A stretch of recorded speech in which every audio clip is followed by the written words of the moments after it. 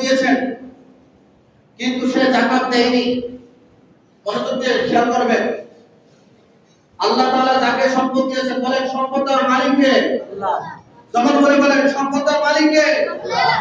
আবার আপনাকে বাদশাহী দান করেছেন, বাদশাহী থেকে ফকির বানাই দিতে পারেন কে? আল্লাহ। এই বিশ্বাস আছে কি নাই? যারা আল-বাখিল আদুল্লাহ কিবর হচ্ছে আল্লাহর দুশমন, আমরা মনে করি সম্পদ দিলে বুঝি সম্পদ বুঝি কমে যায়, আর সম্পদ যদি আপনি যাকাত দেন সেই সম্পদ পবিত্র হয়। সুবহানাল্লাহ বলেন। আমার রাসূল বলেন আল্লাহ যাকে সম্পদ দান করেছেন কিন্তু সে যাকাত দেয় না, কিয়ামতের দিন তার মাথা টাকার উপরে এমন পরিমাণে একটি সাপের মতো পরিণত হবে। বড় করে বলি নাউযুবিল্লাহ। এই মাথার উপরে তাকে সাপের মতো এই সম্পদকে পরিণত করা হবে এবং তার দুই চক্ষু বিশিষ্ট এমন দুইটি চক্ষু তার হুজুরে ভাব থাকবে। সেই কিয়ামতের দিন ওই সাপ তাকে ওই মালিকের যেই ব্যক্তি সম্পদ অর্জন করছে ওই বিষধর সাপ, বিষাক্ত সাপ মালিকের গলায় জড়িয়ে দেওয়া হবে, মালিকের গলায় জড়িয়ে দেওয়া হবে।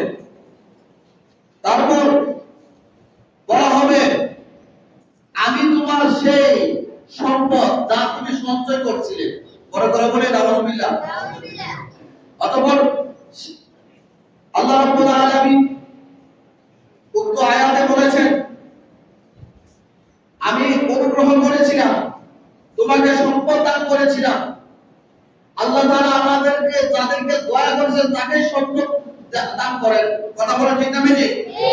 আমি তোমাদেরকে সম্পদ দান করেছিলাম মানে আমি তোমাদেরকে দয়া করেছিলাম, আমি সম্পদ দিয়ে দেখছিলাম তোমার অবস্থা কি। কথা বলা ঠিক না বেঠিক? তুমি সম্পত্তি পেয়ে তুমি কৃপণতা করেছো, সম্পত্তি পেয়ে তুমি কি করছো?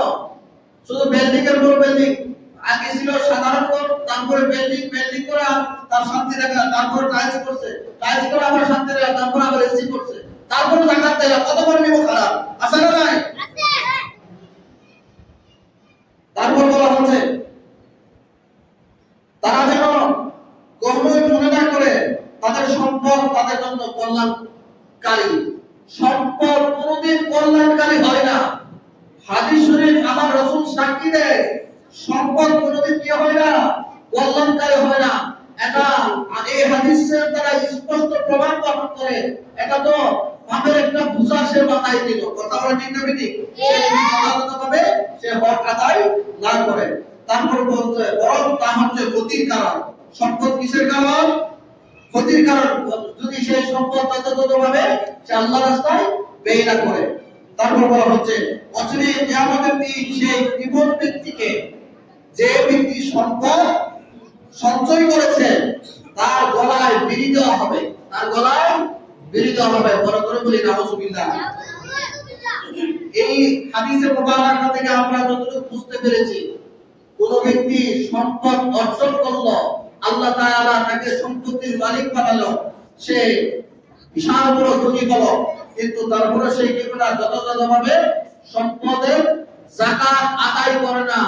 সে যাকাত আদায় না করার বদলতে কাল কিয়ামতের মাঠে আল্লাহ পাক তাকে অপদস্থ করবেন, লাঞ্ছিত করবেন, অপমানিত করবেন, জাহান্নামে দিবেন, শাস্তি দিবেন, কঠিন শাস্তি দিবেন।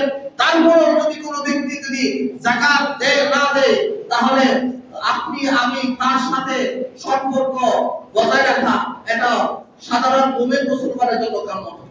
কথা বলা ঠিক না বেঠিক? কারণ সে বলে সে আল্লাহর দুশমন, আল্লাহ সে হচ্ছে কি বলে আল্লাহর দুশমন, আল্লাহর দুশমনের সাথে মুমিনের কোনো সম্পর্ক থাকতে পারে না।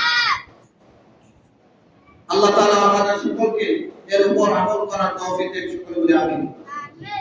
আপনাদেরকে আরেকটি মূল্যবান একটি